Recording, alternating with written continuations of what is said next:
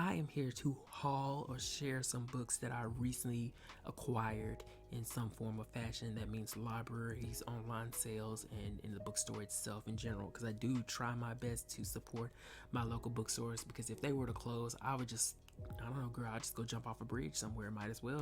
When you're closing bookstores, that means we all got to be illiterate, right? That's not really the case. But I just want to share these with you guys. And I love hauls. I don't do hauls much, but I love hauls because it's a good time to, discover new authors, discover new titles, and to just converse about books, because that's what it's all about. But anyway, the first book is a book that I actually got from my public library yesterday, and that is The Three Miss Grays by Shelley Ellis. And Shelley Ellis, there's a picture here, she's a black author, which, look at this mess. Do you see that? This person, whoever put this into their catalog or collection, had all this negative space to put the censor on, and she put it halfway over the author's freaking face. Why? That's so foolish to me. Like, okay, I'm not gonna get into it, but here's some more pictures of the author's books. It looks like she generally writes black romances or urban fiction. But this came across my radar because it's a psychological thriller per my loving of mysteries, and it's called The Three Miss Grays, and it has to do, if I can sum this up as best as I can, it has to do with three different women who all believe or think or know or has accepted or assessed within themselves that they are the wife of this one particular man named Cyrus Grays. Three women, one husband. And evidently something happens to Cyrus where he ends up in the coma, and I believe the conflict, or the juggling conflict within the book, is which one of these women are the actual wife of Cyrus Gray. Now, I'm torn between two things here. Number one, I'm thinking, okay, so it really is three different women, three different. Cyrus Gray was just a Rolling Stone, baby. That's all I can say. He was just a Rolling Stone. Or there's one woman with three different personalities. And the reason I'm coming up with this conclusion is I only read so much, but this Miss Grays is kind of a telling thing. Grays as in the gray area. We're doing analogies here, the gray areas in our mind, in our emotions.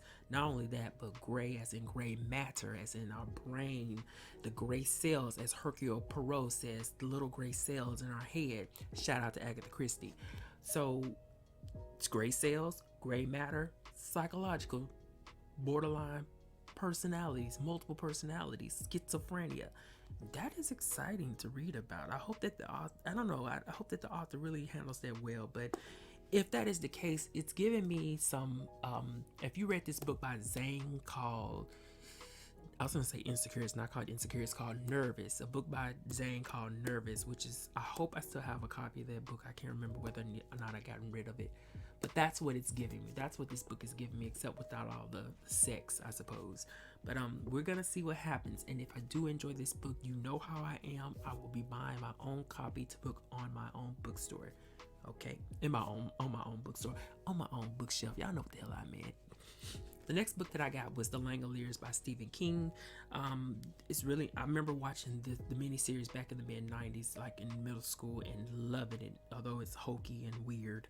But I've always wanted to read the actual story, of course, because it's always about, the story is better, the actual book is better than the adaptation.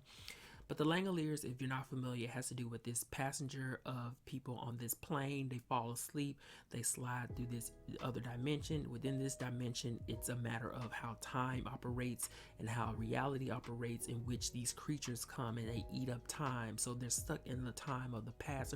It's really strange, which is why I'm hoping that the book elaborates and really breaks down what it was that King was trying to express and exude through this whole chapter that he's written of these characters going through this experience. But The Langoliers, okay, I've always wanted to read this book, and I was surprised at how thick it is.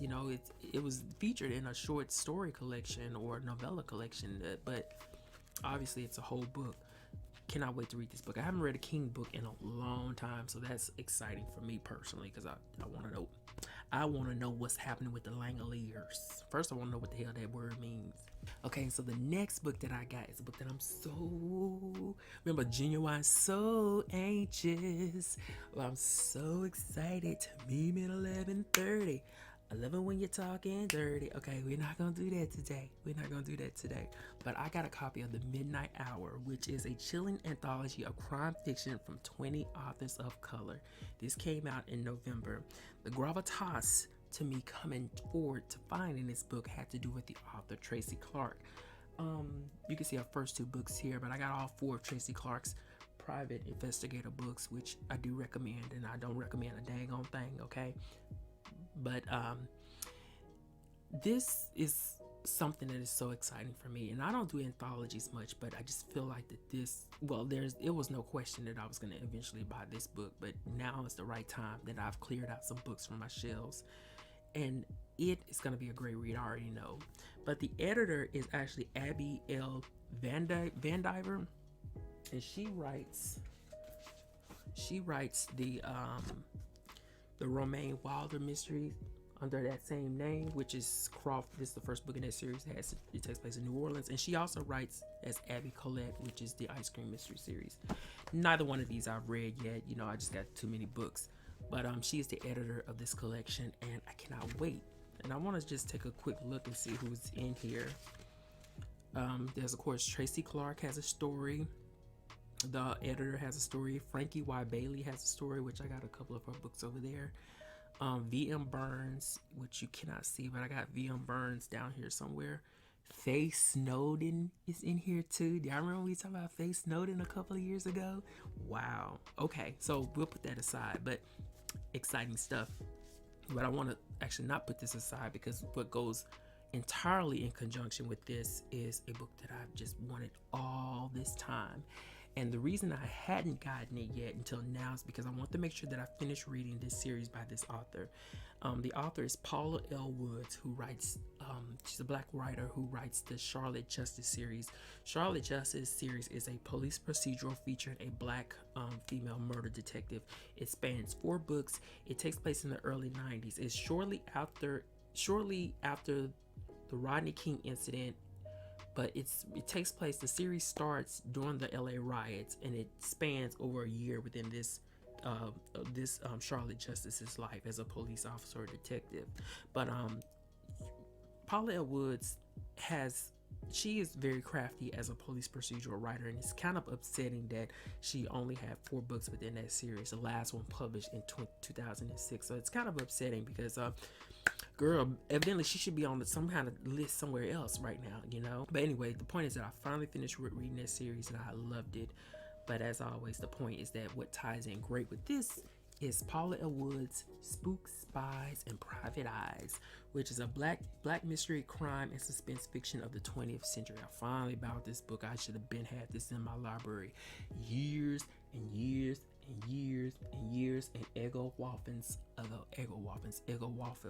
ago. But I finally got this book. This is really exciting because like with many anthology collections, it features a number of different black writers who write in the mystery field predating 1995, which is the publication of this book.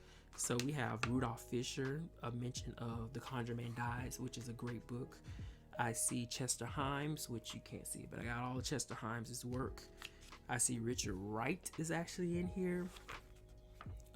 Walter Mosley, of course. Gar Anthony Haywood, which I have a couple of his books. Mike Phillips, Gary Phillips, which I've mentioned on this channel before as well. Eleanor Taylor Bland, one of the great grand dons of the black police procedural. And there's a couple of more, but this is great. It's great. And what I love equally, because this is going to be a learning experience for me as well, is how, part 1 black mystery, 4 fathers and 4 mothers. So I got a lot to learn, like Talma Gordon. But what I love, as I was saying, was I like how there's the history behind, or the history of the author, and then the actual short story. So it just took me forever, but these two go in conjunction with one another for sure. I just feel like I'm in my wheelhouse, my element. So the next book that I got is a book, child. Let me tell you, I went to the bookstore, right? This book was $13.99 online. I went to the bookstore and I was like, look, it's $13.99 online. Do y'all price match? I mean, what is the deal? Like, what is y'all price? He talking about, the cashier was like, it's $27. I'm like, well, look, you can keep it. I'll just go ahead and purchase it online, because I was trying to support these bookstores, because I don't want these bookstores to close out here like at the rate things are going now. But I had to have it.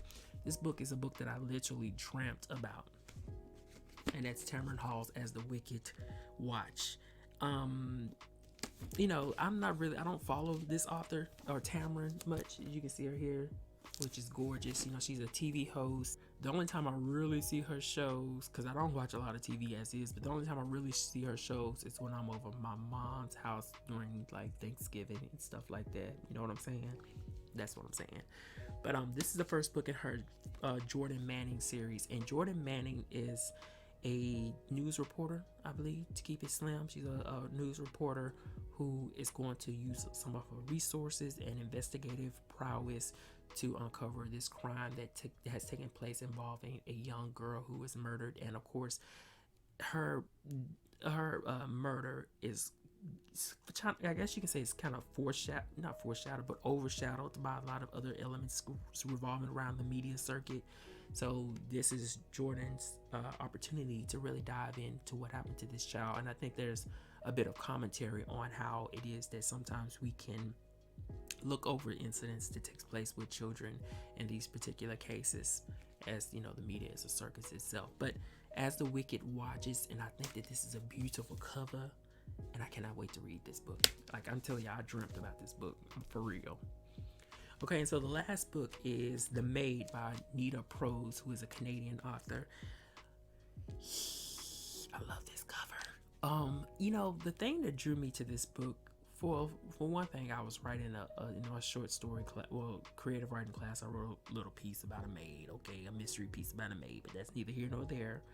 The point is that usually in mysteries, the maids, the butlers, the driver, they are generally, sometimes per conventions, are exonerated from being suspects within the crime. It always has to do mostly with, in these spaces that they're working in, it has to do with the much more wealthy and affluent characters.